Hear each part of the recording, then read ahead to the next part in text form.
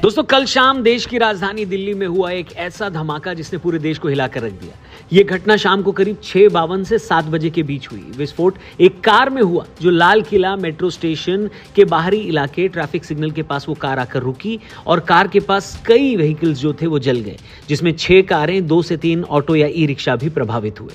इस वीडियो को रिकॉर्ड करने तक कम से कम 8 लोगों की मौत हुई है। लगभग 20 से 24 लोग घायल बताए जा रहे हैं। नेशनल इन्वेस्टिगेशन एजेंसी यानी NIA, national security guard NSG और स्थानीय पुलिस के फॉरेंसिक विभाग को मौके पर भेजा गया। कार के मालिक को गिरफ्तार किया गया है, जो कि हरियाणा नंबर की कार i20 कार बताई जा रही है। ओनर का नाम सलमान है। उसने कहा कि ये गाड़ी उसने आगे किसी को बेच दी थी और अब जिसको बेची थी उसका कनेक्शन कश्मीर से जुड़ा हुआ भी आ रहा है।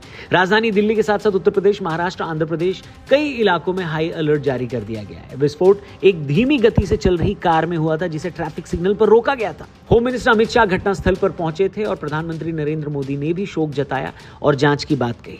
लोगों से हम यही अपील करना चाहते हैं दोस्तों कि अफवाहों पर बिल्कुल भरोसा न करें और कोई भी जानकारी यहां वहां शेयर न करें। आधिकारिक यानी ऑफिशियल जानकारी आए उसी को सच माने। पता बहुत तेज एक ब्लास्ट हुआ, खूब तेज वाला। हम तो अपने बच्चे लेकर आए कैसे। इस इंसिडेंट में कुछ लोग को इंजरीज भी आई हैं और कुछ लोगों की डेथ भी हुई है। तुरंत जांच होकर नतीजा जो आएगा, जांच हम जनता के सामने रखेंगे। लेकिन दोस्तों, कल के ही दिन सुबह से जो 2 खबरें आई उसने सबको हैरान कर दिया, क्योंकि डॉक्टर एक ऐसा प्रोफेशन जिसको दुनिया में जान बचाने के लिए जाना जाता है, लेकिन इस देश के अंदर 2 ऐसे डॉक्टर्स पकड़े गए जिनका मंसूबा अगर कामयाब हो जाता तो इस देश के ऊपर एक ऐसा आतंकी हमला हो जाता जिसको लोग सदियों तक याद रखते। देश के अंदर इनमें से एक डॉक्टर ने एक ऐसा केमिकल बनाया जिसे छूने से भी इंसान मर सकता था। वहीं फरीदाबाद से एक ऐसे डॉक्टर को पकड़ा गया जिसके पास 350 किलो से ज्यादा विस्फोटक था। इसके अलावा टोटल 2900 किलोग्राम एक्सप्लोजिव मिलने की भी बात सामने आई है। सोचिए, जिस जगह से ये एक्सप्लोजिव बरामद किए गए वहां से प्राइम मिनिस्टर का घर, राष्ट्रपति भवन और देश की संसद मात्र 30 से 35 किलोमीटर की दूरी पर थी। और ये सब दिन भर चल ही रहा था कि शाम तक दिल्ली में ब्लास्ट की भी खबर आ गई। दोस्तों, गुजरात ATS ने 3 ऐसे आतंकवादियों को पकड़ा जिनका मंसूबा अगर कामयाब हो जाता तो देश में एक बहुत बड़ा हमला हो सकता था। यह हमला न सिर्फ लाखों लोगों की जान लेता बल्कि कितने ही परिवारों को बर्बाद कर देता। गुजरात ATS ने जिन 3 आतंकियों को हाल ही में पकड़ा है वो देश भर में बड़े आतंकवादी हमले की साजिश रच रहे थे और उनके पास हथियार, जिंदा कारतूस और खतरनाक घातक केमिकल मैटर्स मिलने की भी पुष्टि हुई है। इन 3 आतंकियों का मकसद देश के अलग अलग हिस्सों जैसे दिल्ली, लखनऊ, अहमदाबाद सहित बाकी हिस्सों में बड़े आतंकी हमले करना था। ATS को इनके पास से कई पिस्टल, 30 जिंदा कारतूस और राइसिन जहर बनाने के लिए इस्तेमाल होने वाला लगभग 4 लीटर कैस्टर ऑयल मिला। ये बोला जा रहा है कि ये लोग पाकिस्तान और अफगानिस्तान के हैंडलर्स के संपर्क में थे। अहमदाबाद, दिल्ली और लखनऊ के सेंसिटिव इलाकों में इन्होंने रेकी करके खुफिया जानकारी और फोटो खींचकर रखी थी। जांच में पता चला है कि इनका मुख्य मकसद राइसिन जैसा विषैला पदार्थ जिसकी मदद से एक केमिकल आतंकी हमला करने का था। इन तीनों का नाम डॉक्टर अहमद मोहिउद्दीन सैयद, आजाद सुलेमान शेख और मोहम्मद सुहेल सलीम खान है। मोहिउद्दीन हैदराबाद तेलंगाना, सुलेमान शेख शामली उत्तर प्रदेश और सुहेल खान लखीमपुर खीरी उत्तर प्रदेश से था। जो अलग अलग टीमें बनाई गई थी उनमें से इस आरोपी को अदालत के पास जो टोल नाका है इस पे वॉच रखी गई, क्योंकि इसका मूवमेंट उस साइड में आ रहा था। वॉच के आधार पर एक आंध्र प्रदेश नंबर की एक गाड़ी वहां से गुजरती हुई मिली, उसको रोका गया, चेक किया गया तो इसमें जो इन्फॉर्मेशन वाला आदमी है सैयद अहमद मोहिउद्दीन, ये हमें मिल गया।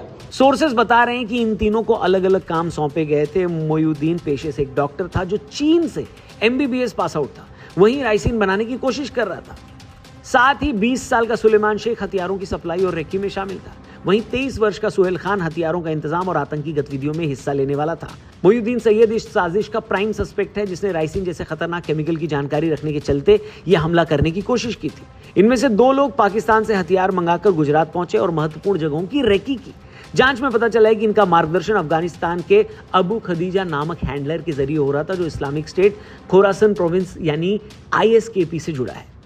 अब बड़ी संख्या में हथियार, कारतूस और केमिकल मैटर का मिलना इस बात का संकेत है कि ये लोग लार्ज स्केल आतंकवादी हमले या बायोलॉजिकल टेरर अटैक की योजना में थे। ये लोग देश के भीड़-भाड़ वाले शहरों में हमला करने के इरादे से हथियारों की सप्लाई और रेकी कर चुके थे। उनके पास से मिले केमिकल से यह भी क्लियर था कि वो ट्रेडिशनल और ऑर्गेनिक दोनों स्तर पर आतंकी हमलों की तैयारी में थे। जांच की गहराई में जाने से पता चला है कि पुलिस और ATS ने लगभग 1 साल तक इन संदिग्ध मॉड्यूल्स पर नजर रखी थी। तीनों आतंकवादी लगातार हथियारों का सप्लाई नेटवर्क स्टैब्लिश कर रहे थे। जिनकी जानकारी उनके मोबाइल फोन और मैसेजेस से मिली। आतंकवादियों ने अहमदाबाद, दिल्ली, लखनऊ समेत रिलीजियस और पॉलिटिकल सेंसिटिव जगहों की रेकी की थी। इससे पता चला कि हमला देश भर के बेहद ही जरूरी और सेंसिटिव इलाकों पर करने की इनकी प्लानिंग थी। हथियार पाकिस्तान से मंगाए जा रहे थे और राजस्थान के हनुमानगढ़ से सप्लाई किए जा रहे थे। इसके अलावा यह भी पता चला कि आतंकियों के नेटवर्क में कई रीजनल और विदेशी हेल्पर्स भी जुड़े हुए हैं, जिनकी अब जांच जारी है। सोचिए, ये लोग अगर अपने मंसूबों में कामयाब हो जाते तो क्या होता। जिस राइसिन जैसे पावरफुल ऑर्गेनिक जहर का इस्तेमाल प्रयोग करके ये सार्वजनिक या धार्मिक स्थल पर हमला करने की तैयारी में थे, वहां कई सौ या हजारों लोगों की जानें जा सकती थी। ये एक लार्ज स्केल मास कैजुअलिटी टेरर अटैक होता। जानकारों का कहना है कि इनका निशाना किसी मंदिर या ऐसे इलाके में था जहां ज्यादा से ज्यादा भीड़ हो और नुकसान उतना ही ज्यादा हो। तो दोस्तों, एक तरफ जहां ये खुलासा हो रहा था, वहीं फरीदाबाद में भी एक ऐसा केस सामने आया जिसने सबके होश उड़ा दिए। Meanwhile, India security forces busted a terror cell today. They seized nearly 3 tons of explosive material, which is enough to wipe out entire neighborhood blocks. Recoveries in Delhi terror bust. A Chinese pistol with a magazine has been retrieved. 2,900 kilograms of IED making materials found by the police. Space information coming in. Doctors in interrogation have revealed that they were chosen for the task because nobody would have suspected doctors as far as the region is concerned. Kashmir police ने फरीदाबाद, हरियाणा के पास 350 kilogram से ज्यादा ammonium nitrate विस्फोटक और 2 assault राइफलें बरामद की। इन्हें बरामद करने के कुछ दिन पहले उत्तर प्रदेश के सहारनपुर से डॉक्टर आदिल अहमद रदर को गिरफ्तार किया गया था, जो श्रीनगर में JEM यानी जैश ए मोहम्मद के पोस्टर चिपकाने के आरोप में था।